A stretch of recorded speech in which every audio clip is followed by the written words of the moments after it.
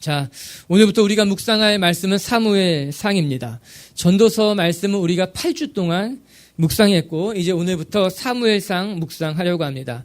사무엘상은 그 이름처럼 사무엘에 대한 이야기로 가득합니다. 사무엘이란 인물이 이스라엘 역사상 얼마나 중요한 사람인지 우리는 말씀을 통해 확인하게 될 겁니다. 사무엘은 비록 족장은 아닙니다. 또한 위대한 왕도 아니었습니다. 그러나 이 사무엘이 이스라엘 역사에 미친 영향력은 참으로 지대하다 그리 말할 수 있습니다. 이스라엘 역사상 가장 참혹했던 시대가 언젠가 사사시대였습니다. 그 사사시대가 끝내고 이스라엘이 왕정시대로 넘어갈 때 그 과도기적 상황에서 하나님께서 누구를 세우는가? 이 사무엘이라고 하는 충성스러운 사람을 세우셔서 하나님의 뜻을 일구어 가신다라고 하는 거예요. 이스라엘 역사에 가장 참혹했던 사사시대를 종결하고 또 새로운 왕을 세우는 것으로 말미암아 이스라엘을 탄탄하게 했던 그 기간에 사용했던 사람이 이 사무엘이라는 사람입니다. 우리가 잘 아는 것처럼 사무엘은 사울에게 기름을 붓고 이스라엘의 초대왕을 삼습니다. 뿐만 아니라 이후에 사울이 타락하게 되자 목동이었던 다윗을 찾아내서 그에게 기름을 붓고 그를 이스라엘의 위대한 왕으로 세운 사람이 사무엘이었습니다. 사무엘은요, 왕은 아니었지만 이스라엘을 누구보다 잘 다스렸던 리더가 사무엘이었어요. 뿐만 아니라 영적으로 타락한 시대 속에서 하나님의 말씀을 선포했던 선지자의 역할도 감당했습니다. 뿐만 아니라 이스라엘 백성이 영적인 지도자가 없을 때 그들을 하나님께로 인도해가는 제사장의 역할도 감당했던 사람이 사무엘이에요. 그래서 사무엘을 가리켜서 그는 이스라엘의 리더요, 또한 선지자요, 또한 제사장이다. 사람들은 그렇게 이야기합니다. 이처럼 이 사무엘이 이스라엘에 끼친 영향력은 굉장히 컸습니다. 그런데 이 사무엘의 출생이 예사롭지 않았다는 거예요. 오늘 우리가 보게 되는 사무엘상 1장은 사무엘이 태어나는 배경에 대해서 굉장히 소상하게 소개해주고 있습니다. 그가 어떤 가정에서 태어나는지 뿐만 아니라 그가 태어날 때 이스라엘의 영적인 상황이 어떠했는지를 보여주고 있어요. 우리 1장 1절과 2절을 한 목소리로 같이 한번 읽어볼까요? 시작. 에브라임 산지 라마 다임 소빔에 에브라임 사람 엘가나라는 사람이 있었으니 그는 여로보암의 아들이요 엘리우의 손자요 도우의 증손이요 숲의 현손이더라. 그에게 두 아내가 있었으니 한 사람의 이름은 분인나라. 분인나에게는 자식이 있고 한나에게는 자식이 없었더라. 에브라임 산지에 엘가나라고 하는 한 사람이 있었다는 겁니다. 이제 우리가 살펴보겠지만 그가 바로 사무엘의 아버지였습니다. 그런데 우리가 읽은 것처럼 그의 가정이 예사롭지 않습니다. 아버지는 한 명인데 어머니가 둘입니다. 한 여인의 이름은 분인나라고 했고 또 다른 부인의 이름이 한나라고 합니다. 그런데 분인나에게는 자식이 있었고 한나에게는 자식이 없었다는 거예요. 과연 누가 엘가나의 첫 번째 부인이었는가? 성경에는 그것에 대해서 정확하게 이야기하고 있지는 않습니다. 한나가 자녀를 갖지 못하기 때문에 분인나를 얻어서 자녀를 낳게 한 것인지 아니면은 그런 문제 없이도 당시가 사사시대였기 때문에 여러 명의 여인을 둔 그 시대라 그냥 엘가나가 여러 명의 여인을 두고 부인을 얻은 것인지는 알 수 없어요. 하지만 분명한 것은 그의 가정이 편안하지는 않았다라고 하는 겁니다. 성경은 분인나가 자녀가 없는 한나를 매번 격분시켰다 그렇게 이야기하고 있어요. 격분했다는 단어가 무슨 말인가? 조롱했다는 단어이기도 하고요. 학대했다는 단어이기도 하고 그를 분내게 화나게 했다는 단어이기도 합니다. 그도 그럴 것이 그의 남편이었던 엘가나가 분인나에게 해준 것보다 항상 2배 많게 한나에게 더 주었다라고 하는 거예요. 아마 분인나 마음에 왜 질투와 시기의 마음이 없었겠는가? 자기가 받는 것보다 2배를 항상 한나에게 주니 그 마음이 질투했을 것이 분명합니다. 그리고 그 일로 말미암아 한나를 끊임없이 불편하게 한 거예요. 어려움을 주고 분노케 경쁘게 했다라고 하는 것입니다. 이를 보면 이 사무엘이 태어난 가정이 이게 평범한 가정이 아니었구나 알 수 있는 거예요. 아니 평범하기보다는 오히려 큰 문제를 가진 가정이었구나 생각하게 됩니다. 이들이 비록 하나님을 섬기는 가정이었지만 이 가정 안에는 늘 큰 소리가 있었고 보이지 않는 분냄과 화냄과 다툼과 어떤 그 어려운 복잡 미묘한 관계가 다 섞여져 있었다라고 합니다. 우리들은 흔히 그렇게 말합니다. 좋은 부모를 만나야 한다라고 하는 거예요. 좋은 가정에서 태어나야지 잘 자랄 수 있고 득을 볼 수 있다고 이야기합니다. 맞는 말이겠지요. 그런데 오늘 사무엘을 들여다보면 사무엘이 과연 그런 가정에서 태어났는가? 그러지 않았다라고 하는 거예요. 그가 태어난 배경을 보게 되면 참 어려운 가정, 힘든 가정, 불편한 가정에서 어려운 절망적인 상황 가운데 태어났다라고 하는 것입니다. 어디 그뿐인지 아십니까? 그의 가정사가 이러한데 그 시대의 영적인 배경은 어떠했을까? 그럼 1장은요, 사무엘이 태어날 시대의 영적인 상황도 이야기해 주고 있습니다. 3절을 이제 같이 한번 읽어볼까요? 1장 3절입니다. 시작. 자기 성읍에서 나와서 실로에 올라가서 만군의 여호와께 예배하며 제사를 드렸는데 엘리의 두 아들 홈니와 비느하스가 여호와의 제사장으로 거기에 있었더라. 여러분, 이 말씀이 이스라엘의 영적인 상황을 알려주는데 참 더 이상이 없다는 거, 너무 슬픈 말이라고 하는 겁니다. 3절의 말씀이 그냥 그 당시 실로의 제사장이 있었는데 그가 엘리오 그의 아들 홈니와 비느하스가 제사장으로 섬겼다는 이 말씀이 왜 슬픈 이야기인가? 여러분, 홈니와 비느하스 또 엘리는 그 당시에 악한 제사장들이었거든요. 여러분, 리더가 악하면 공동체는 어려움을 겪게 되어 있습니다. 영적인 리더가 문제가 있으면 그보다 더 큰 아픔, 더 큰 슬픔이 없다라고 하는 것입니다. 여러분, 사무엘상 3장 1절과 2절은 이렇게 말해주고 있는데 우리 한번 같이 읽어볼게요. 시작.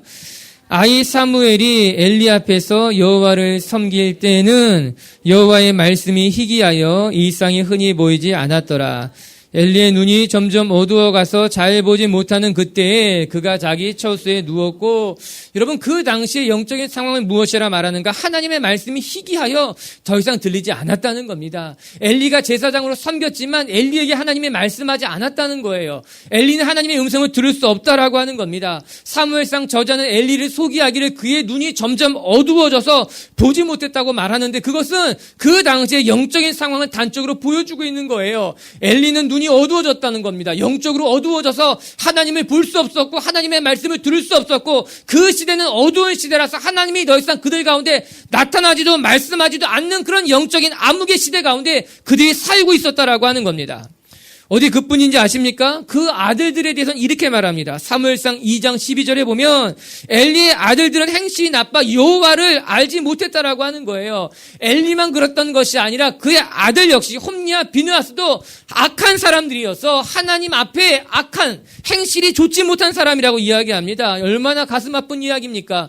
이런 사람들이 그 당시에 영적인 지도자였다는 거예요. 실로에서 제사장으로 그곳을 섬기고 있었다라고 하는 것입니다.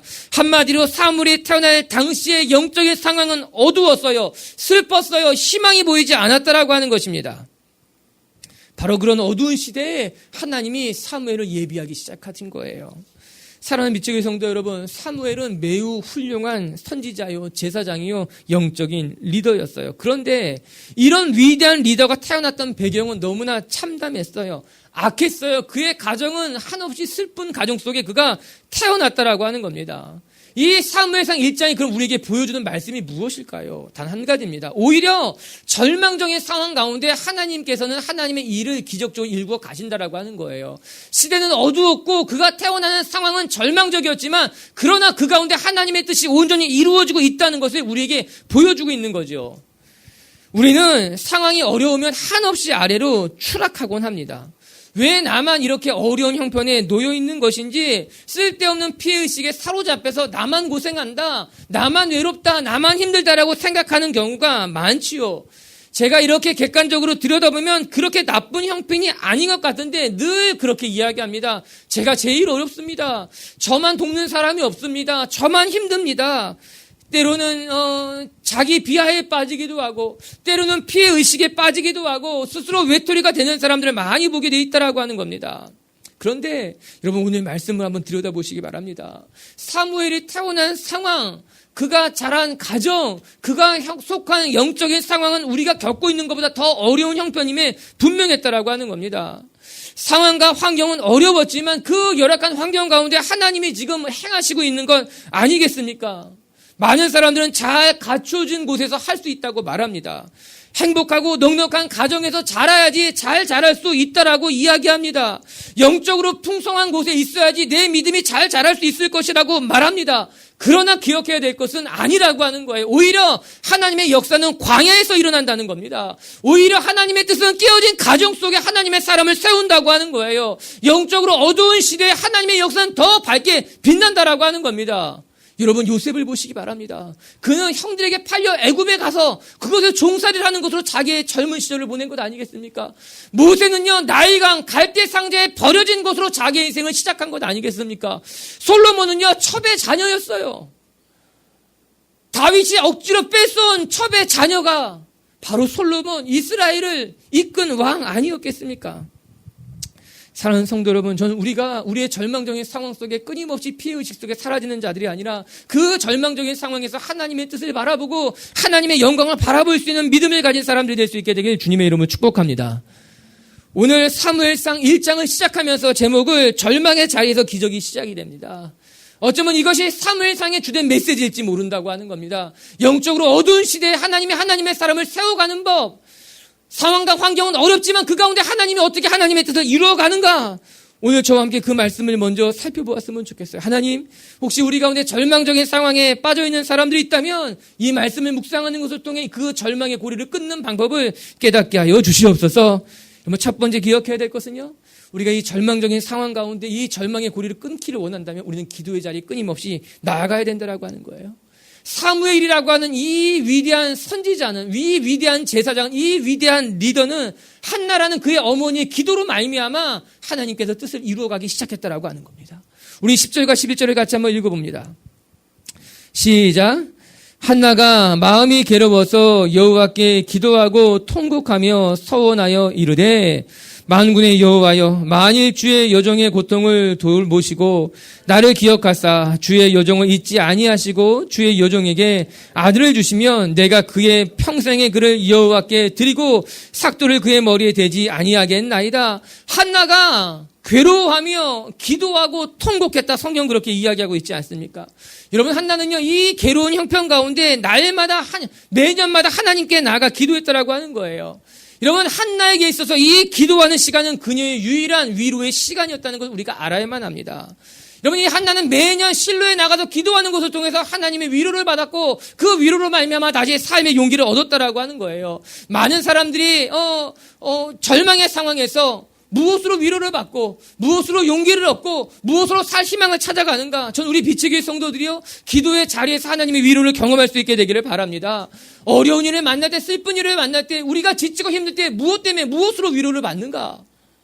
한나는요 이 절망적인 상황 가운데 매년 기도의 자리에 나가 그곳에서 하나님으로부터 유일한 위로를 받고 있었다라고 하는 거예요.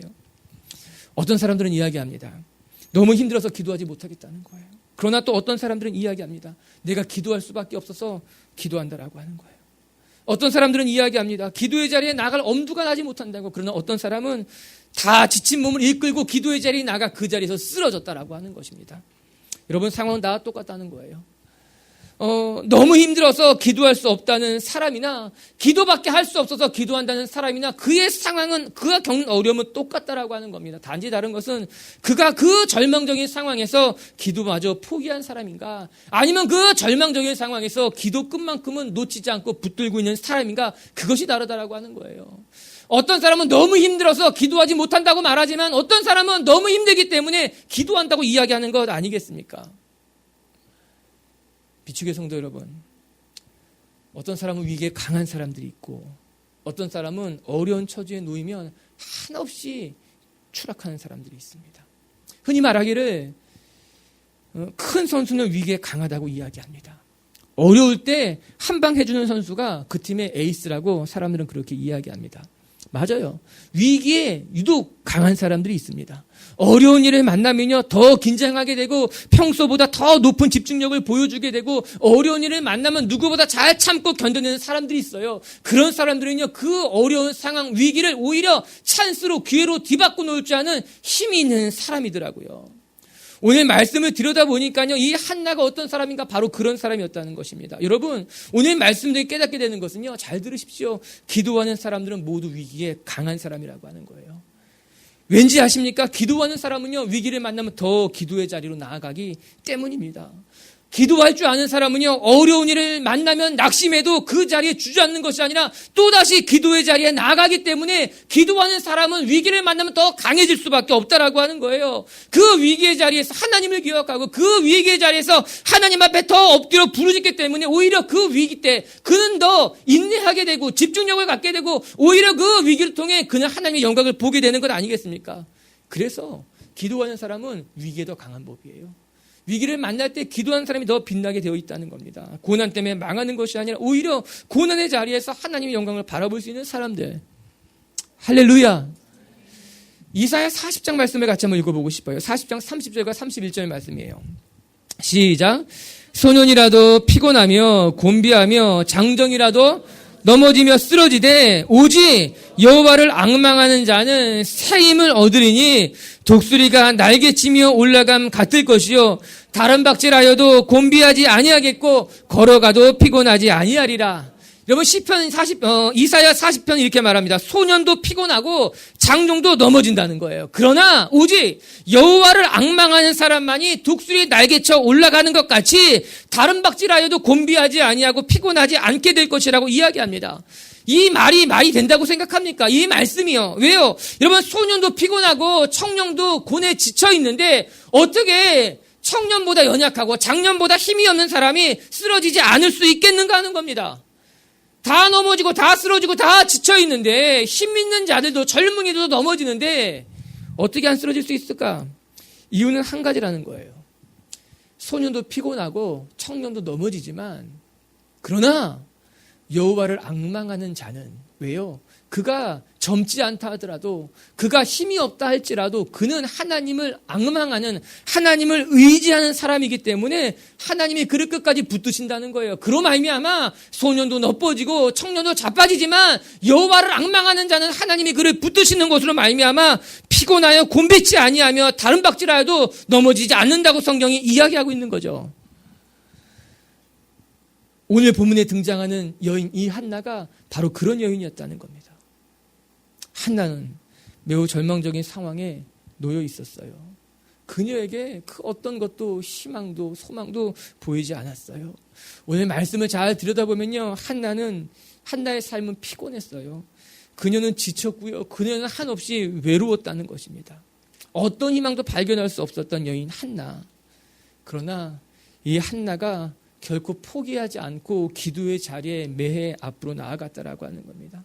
오히려 더 열심히 기도했고 더 하나님 앞에 매달렸으며 더 하나님의 뜻을 부르짖는 것으로 말미암아 하나님이 이 절망적인 상황 속에 그녀의 기도를 통해 그녀를 세우고 계시다라고 하는 거예요. 빛의 교회 성도 여러분, 절망적인 상황 속에 오히려 기도할 수 있는 성숙한 사람들이 되길 주님의 이름으로 축복합니다. 오늘 10절은 이렇게 말해주고 있어요. 한나가 마음이 괴로워서 여호와께 기도하고 통곡했다. 여러분, 이 통곡했다, 이 단어가 저는 이 통곡했다는 단어를 통해 두 가지를 묵상합니다. 첫 번째는 한나가 지금 겪고 있는, 한나가 당한 상황이 정말 어려운 형편이었구나. 한나가 지금 겪고 있는 고통이 우리가 생각하는 것보다 더 큰 아픔이었다는 것을 엿볼 수 있게 되는 거예요. 그래서 그녀는 하나님 앞에 통곡하며 기도할 수밖에 없었다는 겁니다. 그리고 두 번째, 그녀의 기도를 통해서 한나가 자기의 모든 아픔을 하나님 앞에 내어놓는 여인이었구나 깨닫게 됩니다. 여러분, 오늘 말씀처럼 기도하면서 통곡해 본 적이 있습니까? 최근 들어서 눈물로 애통해하며 기도해 본 적이 있습니까? 이렇게 처절하게 하나님 앞에 기도해 본 적이 있는가?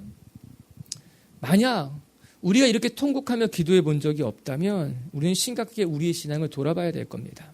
어쩌면 첫 번째, 아직 한나와 같은 고통을 겪어보지 못했던가? 아니면 두 번째, 늘 힘든 상황마다 그는 하나님을 의지하기보다는 세상적인 방법을 의지했던가. 우리가 오늘 한나처럼 통곡하며 기도해 본 적이 없다는 것은 우리가 지금까지 그만큼의 고통을 겪어보지 못했다던가, 아니면 어렵고 힘들 때마다 우리는 하나님 앞에 나아가기보다는 인간적인 방법, 세상의 방법을 찾았다고 하는 것으로 대반전해서 우리가 생각해 볼 수 있다고 하는 것이죠. 전 빛의 성도 여러분, 전 저와 여러분이 우리가 하나님의 백성이라면 적어도 이런 경험을 한 번쯤 할 수 있게 되길 바랍니다. 하나님 앞에 철저하게 무릎 꿇고 보는 거예요. 하나님하고 철저하게 통곡하며 나의 아픔을 내려놓고 나의 어려운 상황 다 내려놓고 울어도 보고 눈물도 흘려보고 통곡도 해보고 찬송도 해보고 간절히 기도도 해보는 거예요. 여러분, 신앙이요, 한 계단 올라갈 때가 있습니다. 늘 똑같이 제자리를 걷는 것 같다가 이 신앙이 한 계단 탁 올라갈 때가 있다는 거예요. 늘 변하지 않는 것 같지만 언제 우리의 신앙이 한 계단 올라가는가, 이 고통의 자리, 이 절망스러운 순간에 하나님 앞에 통곡하며 기도해 본 사람, 절망 중에 포기하지 않고 기도해 본 사람은 마치 야곱이 씨름하며 하나님 앞에 엎드렸던 것처럼 그 경험을 한 사람은 신앙이 한 단계 탁 올라가는 것을 경험하게 된다라고 하는 것입니다. 우리 빛의 교회 성도 여러분, 날마다 이렇게 우리가 하나님 앞에 엎드려 절망의 자리에서 기도해지는 것으로 더 강해지고 담대해지는 그런 기도의 용사들이 될 수 있게 되길 주님의 이름으로 축복합니다. 두 번째, 오늘 말씀을 통해 깨닫게 되는 것은 우리가 이 절망적인 자리에서 기적을 일으키기 원한다면 우리는 늘 깨어 있어야 된다는 거예요. 오늘 말씀을 보면서 이해할 수 없는 장면을 보게 됩니다. 이 12절부터 14절까지의 말씀이에요. 우리 한번 같이 읽어볼게요. 12절부터 14절까지 시작. 그가 여호와 앞에 오래 기도하는 동안에 엘리가 그의 입을 주목한즉 한나가 속으로 말하며 입술만 움직이고 음성은 들리지 아니하므로 엘리는 그가 취한 줄로 생각한지라. 엘리가 그에게 이르되 내가 언제까지 취하여 있겠느냐, 포도주를 끊으라 하니라. 한나가 하나님 앞에 간절히 기도하고 있었는데 그 모습을 바라본 제사장 엘리의 반응이 참 놀랍습니다. 엘리 제사장이 한나의 기도하는 모습을 보고 술에 취한 것이 아닌가 생각하기 시작했다라고 하는 거예요. 이 한나가 겉으로 이야기하지 아니하고 입술로만 움직이며 속으로 조용조용 기도했기 때문에 그의 기도하는 모습을 보면서 이 여인이 기도하는 것이 아니라 술에 취한 것이다, 이 생각했다라고 하는 겁니다. 여러분, 지도자가 영적인 분별력을 잃어버리게 되면 문제가 심각해져 버립니다. 분별력을 잃어버린 지도자와 함께하는 것은 힘들고 어려운 일입니다. 아니, 오히려 분별력을 잃어버리면 사람들을, 성도들을 다치게 할 수 있다는 것을 우리는 알아야만 합니다. 심지어 엘리 제사장이 이 분별력을 잃게 되자 기도하는 여인에게 술을 먹었다고 이야기합니다. 기도하고 있었던 여인의 아픔을 들여다보지는 못하고, 기도하고 있었던 한나의 기도를 들여다보지 못하고 그가 술을 취해 있는 것은 아닌가 착각하기 시작했다라고 하는 거예요. 게다가 한 걸음 더 나가서 한나에게 나가 호통을 칩니다. 기도하는 여인에게 다가가서 언제까지 술을 먹고 취해 있겠느냐, 어서 술을 깨고 앞으로는 포도주를 먹지 말라고 호통을 지른 거예요. 소리를 지른 거예요. 아, 여러분, 이 장면을 한번 상상해 보면요, 가슴이 답답하고 미어지는, 아픈 거예요. 한나가 겪은 아픔이 어땠을까? 이 상황에 우리가 곁에 있었다면 얼마나 부끄러웠을까 하는 것입니다. 무식하면 용감하단 말이 있죠. 꼭 이렇게 엉뚱한 사람들이 용감하게 이를 데 없는 것 같습니다. 한나를 위해 기도해 주기를 바라기는커녕 오히려 한나가 기도하는 모습을 보고 술 취했다 호통을 쳤던 엘리의 모습, 좀 가만히 있으면 더 나았을 텐데, 오히려 더 좋았을 텐데 오히려 그가 큰 실수를 한 것 아닙니까? 종종 우리의 입술에서 사람들의 마음에 크게 상처 줄 말이 훅 튀어날 때가 있지 않습니까? 말을 하고 나면 내가 왜 이 말을 했을까 할 때도 있습니다. 차라리 아무 말 하지 말고 가만히 입 닫고 있었으면 좋았을 것인데, 웅변은 은이고 침묵이 금이다라는 말처럼 그냥 아무 말 하지 않고 차라리 기도하면 좋았을 텐데, 전 우리 성도들에게 이렇게 당부하고 싶어요. 여러분, 참견하지 말고 기도하세요. 성숙한 공동체는 참견하는 사람들이 있는 것이 아니라 기도하는 사람들이 있는 것이다. 그렇게 성경은 우리에게 이야기합니다. 말이 많은 사람들이 모여있는 곳이 아니라 기도하는 사람들이 많이 모여있는 곳이 성숙한 공동체라고 하는 것입니다. 모여서 떠드는 곳이 아니라 모여서 기도하는 곳이 성숙한 교회요 공동체라고 이야기하는 것 아니겠습니까? 비추교회 성도 여러분, 전 우리가 쉽게 말하고 함부로 말하고 그래서 상처 주는 사람들이 아니라 영적으로 민감한 것으로 말미암아 상대의 마음, 어려움과 기도를 헤아려 볼 줄 아는 사람들이 될 수 있게 되길 바랍니다. 오늘 엘리가 이렇게 실수한 데는 이유가 있었습니다. 12절의 말씀에 보면 이런 말씀이 나와요. 그가 여호와 앞에 오래 기도하는 동안에 엘리가 그의 입을 주목한즉, 그의 입을 주목했다. 엘리는 한나의 형편을 보지 않고 그녀의 입만 주목했다는 거예요. 그녀의 영적인 상태를 본 것이 아니라, 그녀의 아픔을 바라본 것이 아니라 엘리는 자기 눈에 보이는 것에만 집중하고 그것만 바라봤다라고 하는 겁니다. 우리가 종종 실수할 때를 생각해 보면요, 늘 우리가 눈에 보이는 것에 신경 쓰기 때문에 실수한다는 것입니다. 실상 사람의 마음을 헤아리기보다는 내 눈에 보이는 대로 반응해 버린다고 하는 거예요. 왜 그런 일이 일어났는가 물어봐야 할 때에 오히려 현상만 바라보고 상처를 주고 말을 함부로 하는 것 아닙니까?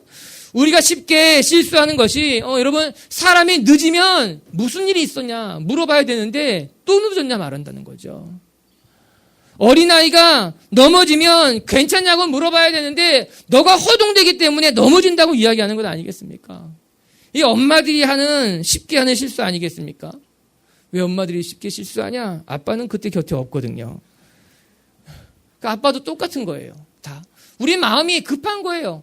그 사람의 마음을 들여다보기보다는, 그 사람의 상태를 바라보기보다는 내 눈에 보이는 대로 말하는 거죠. 마음을 헤아리기보다는, 형편을 헤아리기보다는, 우리 빛의 교회 성도 여러분, 눈에 보이는 대로 말하는 것이 아니라요, 성도의 마음을, 사람의 마음과 형편을 볼 줄 아는, 영적인 것을 바라볼 줄 아는 눈이 저와 여러분 가운데 있어야만 됩니다.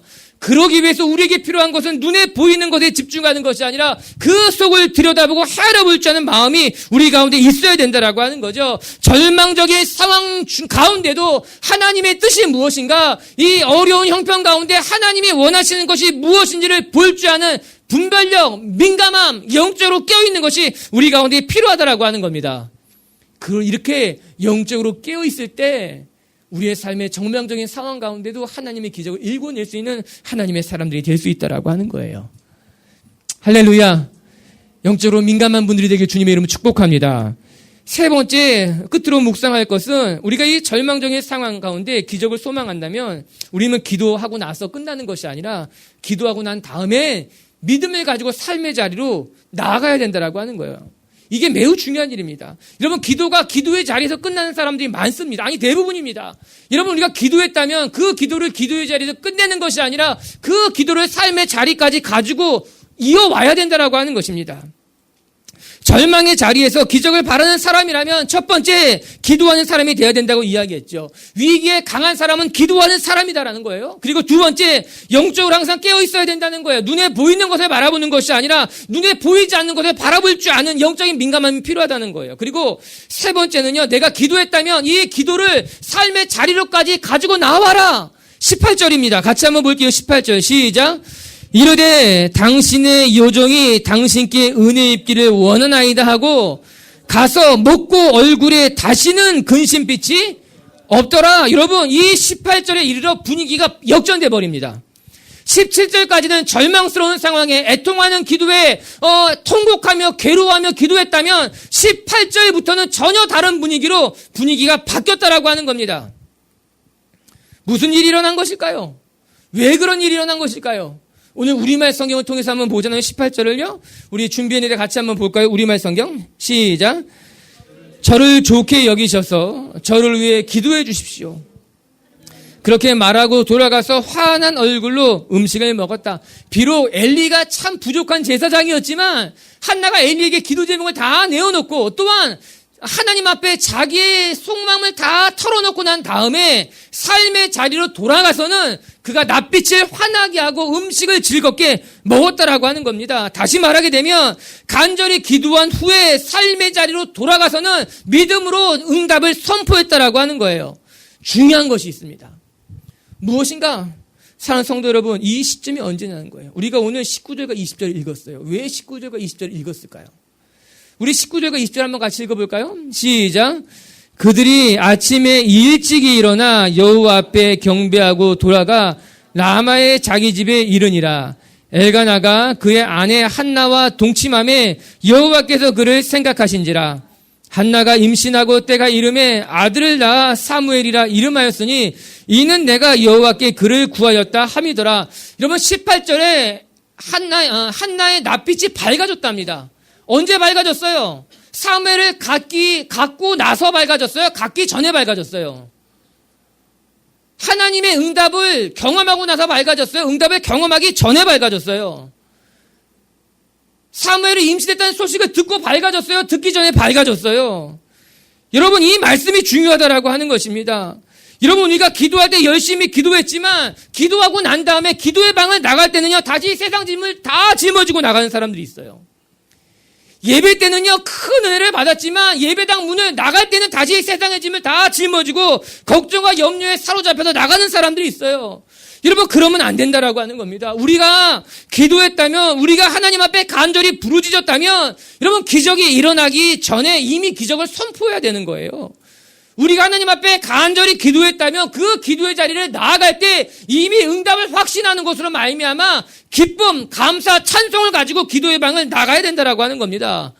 이것이 믿음이에요. 이것이 기도예요. 이것이 살아있는 선포라고 하는 것입니다. 믿음은 보이지 않는 것에 증거래요. 바라는 것이 실상이에요. 바라는 것이 실상이에요. 보이지 않는 것이 증거다. 여러분, 아직 이루어지지 않았지만, 아직 응답이 오지 않았지만, 아직 기적이 일어나지 않았지만, 내가 기도했다면, 내가 하나님 앞에 마음을 토했다면 하나님 응답하실 거다라고 기적을 선포해야죠. 응답을 선포해야죠. 낯빛을 밝게 밝혀야죠. 응답이 이루어질 것이라고 믿고 살아가야겠죠. 이것이 우리에게 필요한 거예요. 우리가 기도했다면 이 기도를 가지고 삶의 자리로 나아가야 되는 거예요. 그 삶의 자리에서 하나님의 기적을 선포하는 거예요. 응답을 선포하는 거예요. 내 마음에 생각이 들었어요. 한나가 어떻게 그렇게 할 수 있었을까? 도대체 그녀는 어떻게 기도한 후에 낯빛이 싹 바뀌어서 그 기도의 자리를 빠져나갈 수 있었을까? 15절입니다. 한 목소리를 같이 한번 읽어봐요. 중요합니다. 시작. 한나가 대답하여 이르되 네 주여 그렇지 아니이다. 나의 마음이 슬픔이 여자라. 포도주나 독주를 마신 것이 아니요 여호와 앞에 내 심정을 통한 것뿐이오니. 여기서 한나는 내 심정을 통한 것뿐이다 이렇게 이야기합니다. 이 단어가 무슨 단어일까 히브리어를 찾아보니까는 이 원뜻은 물을 쏟아붓다라는 뜻을 가지고 있더라고요. 즉 한나는 하나님 앞에 나아가 자기 마음에 괴로운 것, 자기 마음에 간절한 것, 내 삶의 어려운 형편을 하나님 앞에 다 쏟아 부었다는 겁니다. 하나도 남김없이 자기 안에 그 어떤 것도 남김없이 다 하나님 앞에 쏟아 부어버렸다라고 하는 거예요. 여러분 이 단어를 한번 상상해 보시기 바랍니다. 여러분 물통에 물이 하나 가득 있는데 이것을 졸졸졸졸 쏟아 부은 것이 아니라고 하는 거예요. 물통 속에 물이 하나 가득 있는데 이것을 바가지로 이렇게 걷어 빼버린 것이 아니라고 하는 겁니다. 물통 속에 물이 가득 차 있을 때 이 물을 다 한 번에 바깥으로 쏟아 버려버렸다고 하는 거예요. 한 방울도 남긴 것 없이 다 바깥으로 쏟아 부어버렸다는 거예요. 얼마나 시원해요. 여러분 이 물통이 가벼워졌어요? 가볍지 않아요? 가벼워졌죠. 담았던 물을 다 쏟아 부어버렸는데 한 방울도 남김없이 다 버려버렸는데 왜 안 가볍겠어요? 가벼워졌죠. 오늘 한나가 왜 기쁘지 않았겠어요? 그 안에 있는 답답하고 괴롭고 억울하고 원통한 것을 다 하나님 앞에 쏟아부었기 때문에 그 마음이 가벼워진 거예요. 기쁠 수 있었어요. 낯빛이 변했다는 거예요. 그렇다. 이게 기도구나. 그럼 이게 기도인 거예요. 기도하고 나서 걱정하는 것이 아니라 기도할 때 그냥 형식적으로 피상적으로 기도의 자리에 앉았다가 일어나는 것이 아니라 우리가 기도의 자리에 나간다면 그 기도의 자리에서 내 안에 연약한 것, 상처난 것, 내 안에 부끄러운 것 다 하나님 앞에 다 쏟아 부어버리고 가벼운 심령으로 다시 그 자리를 일어나는 것이 진짜 기도, 진짜 하나님이 주신 은혜, 영적인 해가 아니었는가 오늘 말씀을 통해 확인하게 되는 거예요. 사랑하는 성도 여러분, 저희 여러분이 기도의 자리에서 우리 안에 있는 모든 걸 다 쏟아버리고 하나님이 주는 평안을 맛볼 수 있게 되길 주님의 이름으로 축복합니다. 그래서 기적보다 앞선 믿음의 선포가 있게 되길 바랍니다. 하나님의 응답보다 앞선 기쁨이 우리 가운데 넘쳐날 수 있게 되기를 주님의 이름으로 축복합니다. 할렐루야. 이런 말씀을 마치겠습니다. 사무엘이 태어난 그 시대는 영적으로 암울하고 참혹한 시대였다는 거예요. 모든 상황, 그의 가정도 그의 배경도 절망적일 수밖에 없다라고 하는 겁니다. 그러나 이 절망적인 가정, 절망적인 상황을 끊어버린 것은 바로 한나의 기도였다는 거예요. 우리 오늘 기억합시다. 첫 번째, 기도하는 사람만이 절망의 고리를 끊을 수 있다는 거예요. 절망의 자리에서 기적을 경험하길 원한다면 우리는 기도의 자리로 나아갑니다. 기도하는 자가 위기에 강한 사람이라고 하는 거예요. 두 번째, 절망의 자리에서 기적을 이루기 원한다면 우리는 늘 깨어 있어야만 됩니다. 영적으로 민감해야 되는 거예요. 하나님의 음성을 들을 줄 알아야만 되는 것, 그것이 중요하다는 거예요. 그리고 끝으로 세 번째, 기도하며 우리가 믿음의 자리로 기도하면서 믿음을 가지고 삶의 자리로까지 나가야 된다는 거예요. 기도의 응답이 이르기 전에 먼저 응답을 선포하시고, 기적이 임하기 전에 먼저 기적을 선포하시고, 하나님의 역사가 여러분 삶 가운데 나타나시게 주님의 이름으로 축복합니다.